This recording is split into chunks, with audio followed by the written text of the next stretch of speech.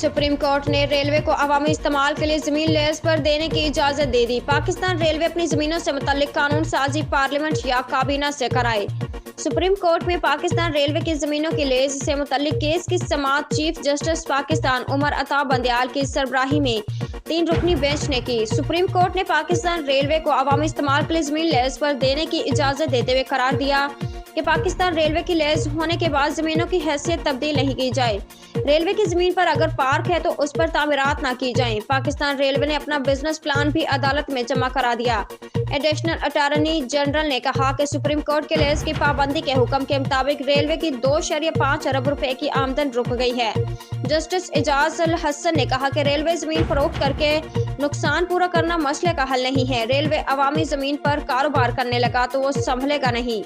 Supreme court मामलात में सिर्फ तब मदाखलत करती है जब अवामी एतमाद को ठेस पहुंचाई जाए। सेक्रेटरी रेलवे का कहना था कि पेंशन के अखराजात से पाकिस्तान रेलवे की जान छुड़वा दें। जस्टिस एजाज अल हसन ने कहा कि क्या अब रेलवे हर चीज के लिए अदालत आएगा?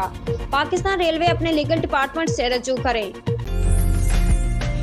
उम्दा में पकाएं और जी भर के खाएं।